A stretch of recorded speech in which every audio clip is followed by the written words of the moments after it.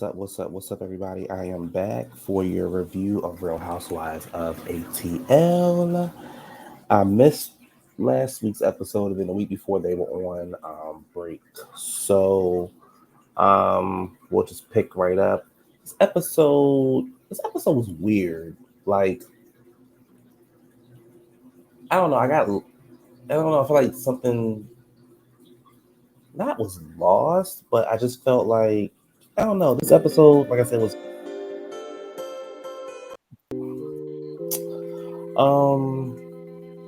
First of all, before I even get started, Sanya Richards' mother is absolutely gorgeous, in my opinion. She is gorgeous. I'm not sure how old she is, or anything like that, but she is absolutely gorgeous. Um, so the show starts off. They pretty much pick up where what happened last week when Sheree got stood up by Tyrone. So it's like 4 days after that, she's back in Atlanta. Her daughter walks in the house and is pretty much asking her how does she feel. She said she's taking it day by day, and he called her the next day like, hey, what's up? Pretty much like nothing happened. He's been texting, he's been calling several times. She hasn't returned his calls or anything like that. So we've all been down that road. We've all been down that road where somebody has played us, somebody has stood us up, or we've done it to somebody. But one of the things that I hate when somebody does something to you is when they act like nothing was wrong. Like, don't call me talking about some, hey, what's up? Like, you don't owe me an apology. Like, you did me wrong. I was waiting on you. You did me wrong. So when you called me, the first thing out your mouth is outside of hello is I apologize. Like Anita Baker, I apologize because you did me wrong. But I know for me, that would have been all I needed, and I would have kept it moving. I would have kept it moving. You wouldn't have to worry about calling, texting, or anything. Next time you see me, it'd be on TV somewhere. That's the only time you would see me. I would keep you in your probation ass sitting right up in Philly. You can't get to me because it's outside of 100 miles. So I would keep it moving. But Tyrone been around for a long time. I also think Tyrone would help Sheree get her house done. So that's just my opinion. Allegedly. Moving on. Kenya meets up with Drew for lunch. And she's pretty much saying, she hate that last year they couldn't have the kind of relationship she wished they had because they have so much in common. Pretty much they both had one still has a raggedy husband and one had a raggedy husband. So, they both have young children. I'm not sure if they're around the same age, but they both have young children, so they have a lot in common. I don't see it for Drew. I don't like Drew, and Drew can go. I don't give a damn about Drew. But, it's nice to see that Kenya, wants to try to pretty much make a friendship with her, which is what Drew has been dying for. She brings up, what happened in New York. We learned that Kenya stayed in New York a couple days, maybe about 4 days later. Then the rest of the ladies in Brooklyn stayed at her dad's house, and Kenya, it was the first time that Brooklyn stayed at her dad's house without Kenya. So, it's cool to see that he is around or was around or something along those lines. So that's pretty cool. Drew said she appreciated for Kenya pretty much getting into Ralph's ass. I think it was last week or the episode before, when Kenya pretty much lit Ralph up for being an asshole, because he's an asshole and he talks to Drew crazy, but she deal with it. So, like I said, I don't care for Drew, so I really didn't care about the scene. But then Kenya lied, and she was like, I didn't know that men were coming. But at at your daughter's birthday party, somebody said, can dates come? And Candy said, you can bring a date. And Kenya says, oh, I might bring a date.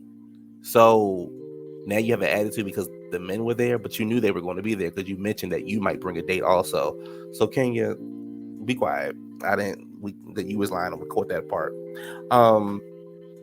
She said she did not like that Candy had the vibrating panties along. I thought it was dumb. I was like, why do you have this on a trip? And then also, like, other people can control it if they too close to each other. I thought that was dumb. Like, why the fuck we walking down the street with vibrating panties on? Like, we goddamn 20 years old. sometimes I'll be looking at Candy like, girl, you be doing too much. So I definitely understood like Kenya and Marlo's point on don't nobody want to be walking down the streets of Brooklyn and somebody next to them start push a button, and next thing you know, they coochie vibrating. So it was like she doing too much. Drew says that Sanya, she was going to go to Sanya's event, but Sanya ended up taking the invite back. I don't know how I feel about this feud that's happening between Sanya and Drew. Like,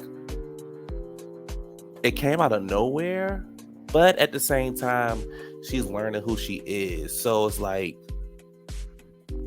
I don't know, because it's like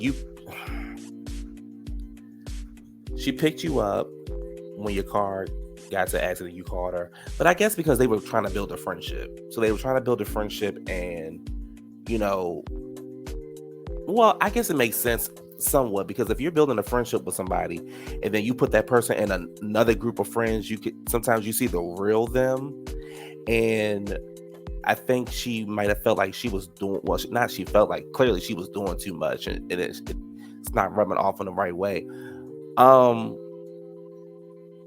But even though I don't like her, but to Drew's defense, there was plenty of times you could have told me, hey, we need to talk about what happened. So but at the same time, we're on a show, so they got to do things for the camera. So, to keep things spicy. So, I get it and I don't get it.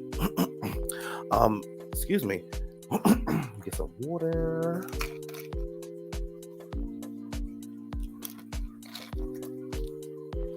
It's the day of Sanya. I hope I'm saying this lady name right.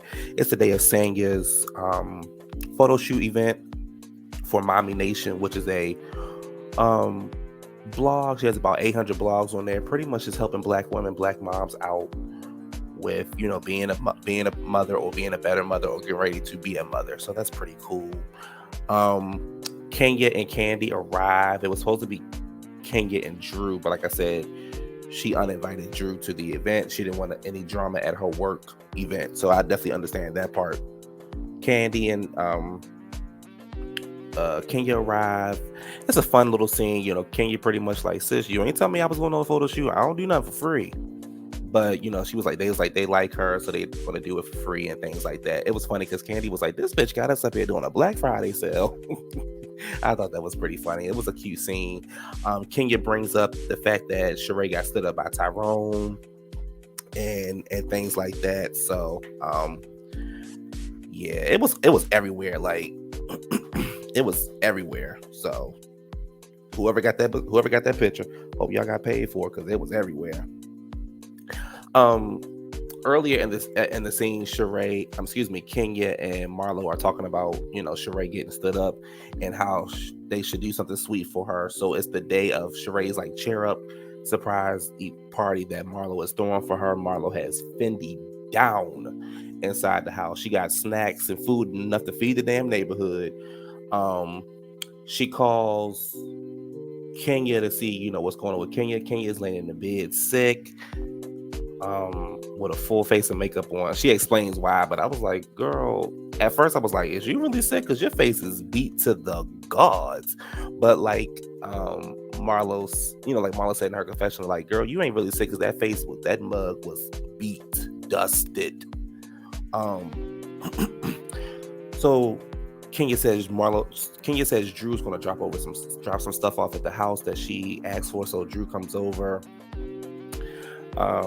drops stuff off, and then Drew brings up the issue that she's having with Sanya. And at the same time, in another scene, Sanya's at the grocery store with her mom, talking about what happened. And it was weird because Sanya was like, Drew's fake, but then Drew was like, Sanya's fake, and she uninvited her to an event. But then Marlo felt some kind of way because she wasn't invited to Sanya's Mommy Nation event, because Sanya said she only invited Candy and Kenya because she felt the closest to them.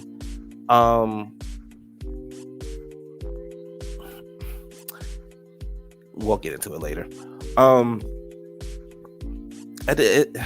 I don't know, it was weird. Like I said, it was weird. Like this whole feud between Drew and Sanya is weird to me. I don't want to say it's forced, but at the same time, it kind of came out of the blue. But I guess that's how most feuds happen. Comes out the blue, like most beef and things like that. I don't know. It was just weird. I don't know. I keep saying I don't know because I really don't know. Sheree, excuse me. Drew is helping Marlo get the house set up, making the food and things like that. And Marlo's pretty much like,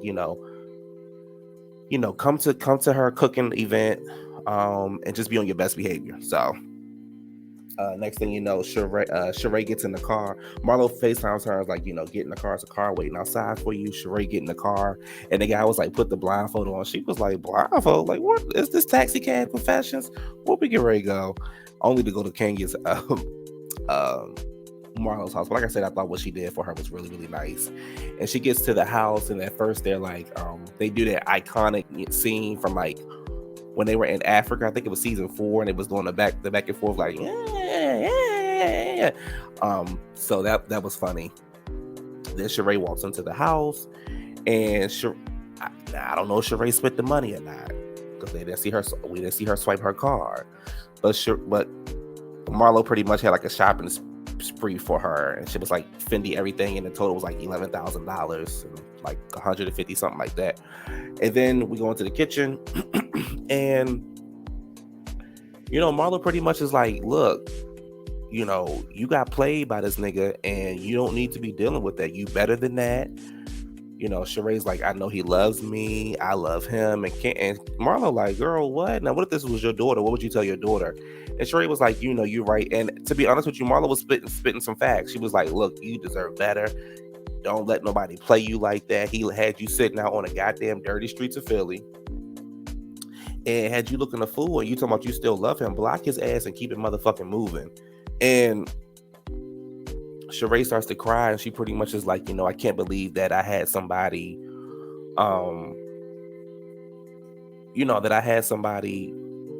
do me like that, and then embarrass me like that. And not just like that, but I mean, she wasn't trying to break the fourth wall, but like embarrass me on live, on national syndicated TV, cable TV, Bravo, one of the biggest networks in the world, one of the biggest shows in the world. And you had me looking crazy. So like I said, that would have been a one and done for me. You wouldn't have to worry about it again. I promise you. You wouldn't hear from me. I don't give a damn how lonely I got at night. You wouldn't hear from me again. As simple as that. I am good on you. So, then they move on to get foot massages and things like that. But I thought that was a really nice scene. I think, and it, again, like I said, we've all been through that. We've all have been played. We all have or played somebody or both. But you live and you learn and you move on, and you try your best not to let it happen again. And my thing is, he too motherfucking far away for it to happen again. Simple as that. I don't do long distance, and this is why. Probably fucking somebody else anyway. The ladies arrived to Sanya's Jamaican cooking class with her mom. Mama Joyce arrives. For some reason, Candy wanted Mama Joyce to come along. Not sure why, but she wanted Mama Joyce to come along. Y'all remember years ago when Todd's mom was on there before she passed away, and she cussed Mama Joyce ass out? Baby, that was good TV to me, especially because I couldn't stand Mama Joyce at the time, so I was definitely on Mama Sharon's side. Mama Sharon cussed her and it smacked her hand on her face. Ooh, that was some good TV right there. That was good.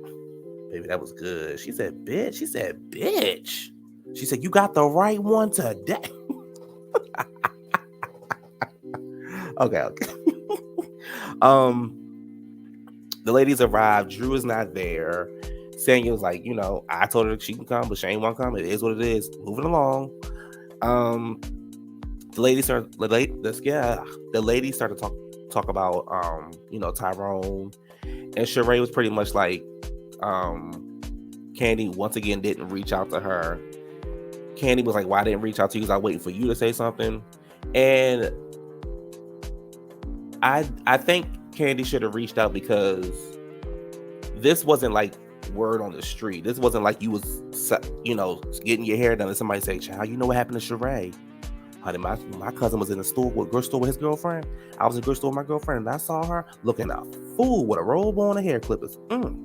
It wasn't like that. Like, you literally got on social media and you could see what everybody else saw. So I do think that Candy should have just reached out to her, even if it was a text message or something, to be like, "Hey sis, I saw what happened. Just want to make sure everything is okay with you," and could have kept it moving. I think that would have been better than saying, "I was waiting for you to say something." So I do think that Candy was wrong again.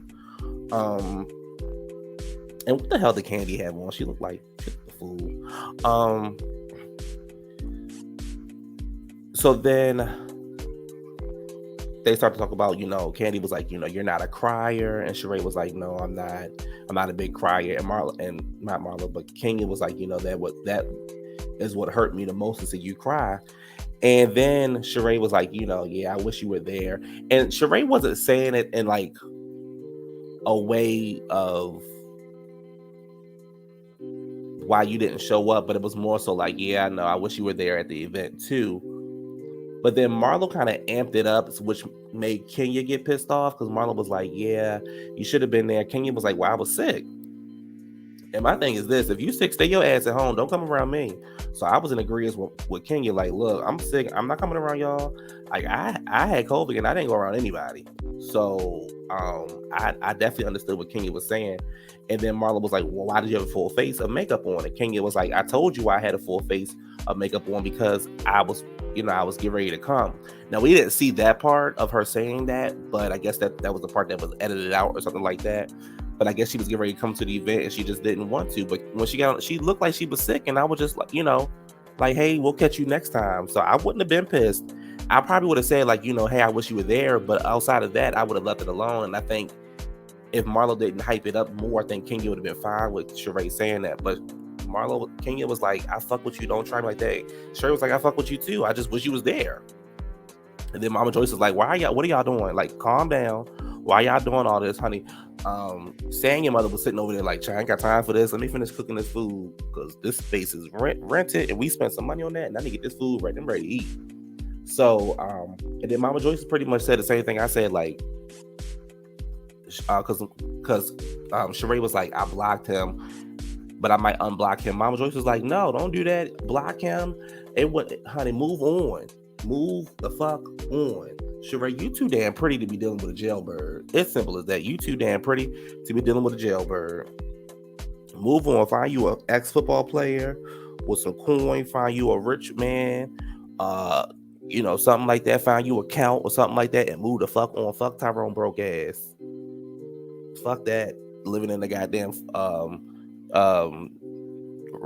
rehab halfway house and shit. Fuck that. You gotta be on probation. You got a curfew and all that kind of stuff. Please, we grown. Fuck that.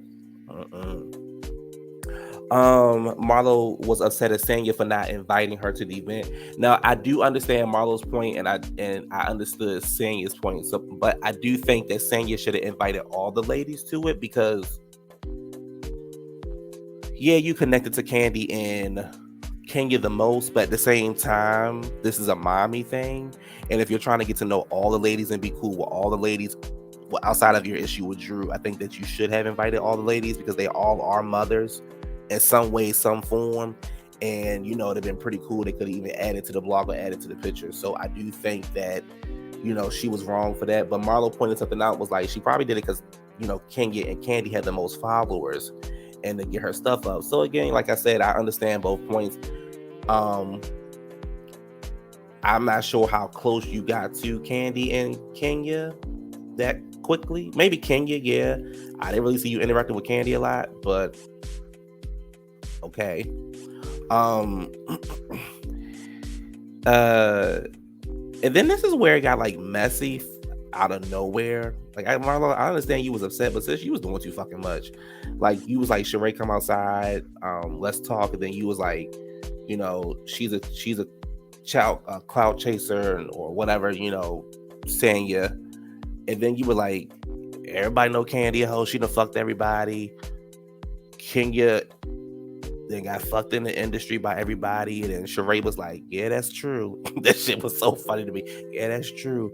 Facts. So even though Sheree wasn't saying anything, she was still agreeing. I thought that was real fake on your part, especially with Kenya. Now with Candy, I don't, cool, y'all having y'all little problems, but I thought that was fake on your part about when she started going on Marlo, because you and Kenya are building a real friendship. They've gotten past it because we've seen them in pictures and things like that, and I think they're doing the after show or whatever. So I definitely understand that, but I do think that was fake of you, Sheree.